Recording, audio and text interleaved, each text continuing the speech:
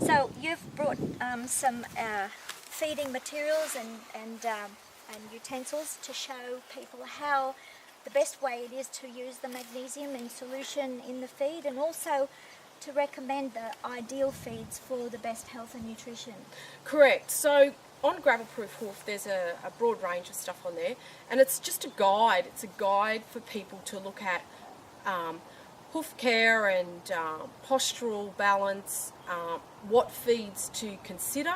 I mean, we all have to make our own decisions, so it's just bringing together some of the things that we've noticed and experienced, and giving people the option to go and read that and make their own decisions. So one of the things I get from a lot of horse owners is when they first start on magnesium supplementation, along with the other feedstuffs that they give their horses, is my horse won't eat it.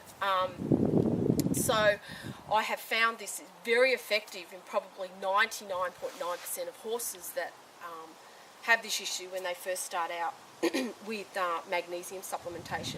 And other feedstuff sometimes that you add in other supplements, the horses don't like it. So I have found that this works really well for them. And they like to eat it. Well, how would you mix it up? Okay, What would be a typical way to do it? One of the feeds that I use is, first of all, I have a jug of water, and I use copra. Copra is from the coconut.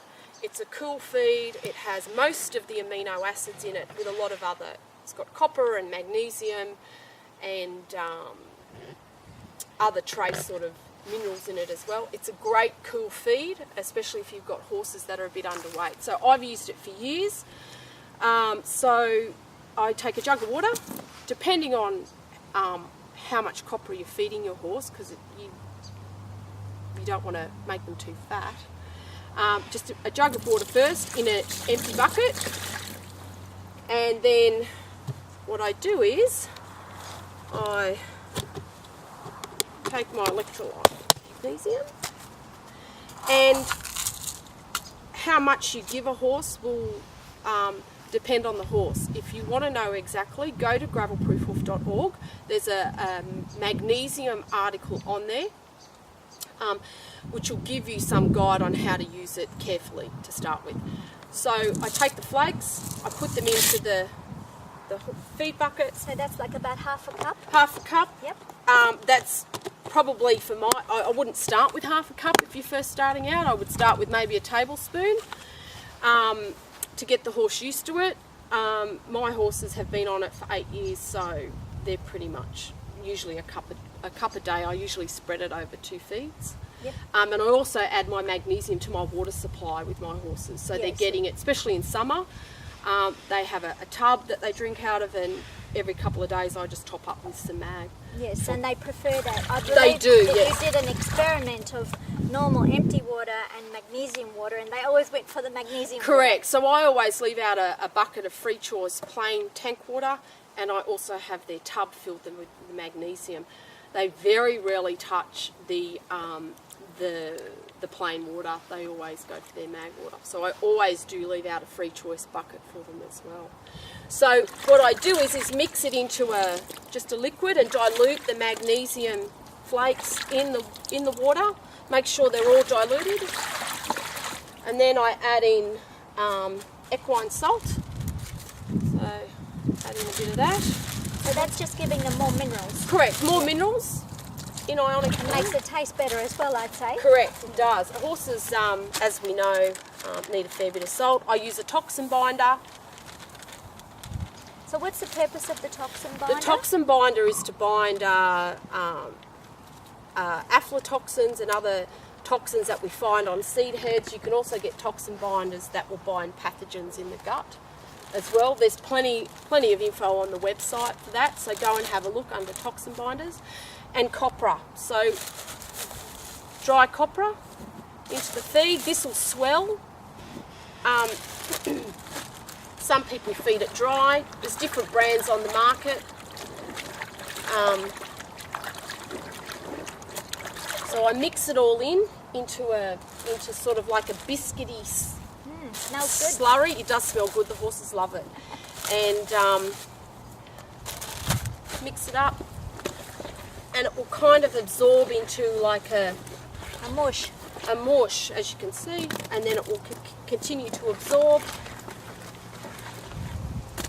And all the supplements and stuff are combined into that mix, which we have found that the horses, when you first start to add these things to their diet, will eat it more readily, mixed like that. And It'd be high in antioxidants too, wouldn't it? correct. So we add in your chaff.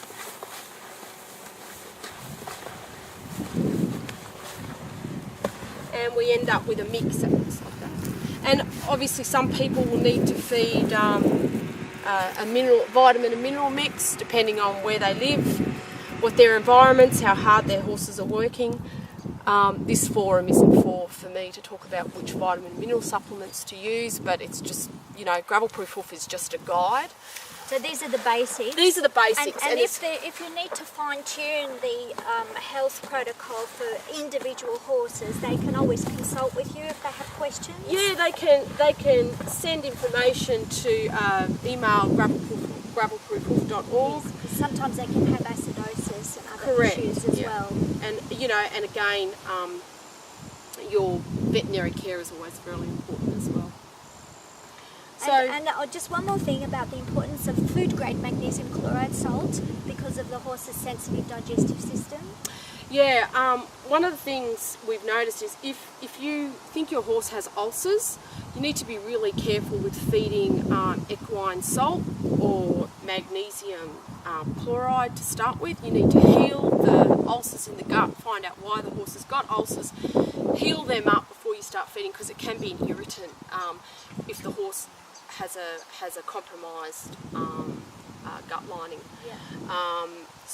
And the reason, there's a lot of people out there at the moment on the magnesium bandwagon, and they're feeding, some of the magnesiums are not coming from good places, and they can be industrial grade, yeah, so they can be full of heavy metals. I did want to ask one more question in addition. The difference between magnesium chloride and other magnesium supplements, why is the magnesium chloride in particular so much more bioavailable? Well, without getting into the science of it, and to keep it in simple terms, I think when we ingest the chloride, the body doesn't have to convert it to a chloride. It's already in the chloride form. So as soon as it's ingested, it's absorbed pretty much straight into the system straight away. Great, thank you, Sandy.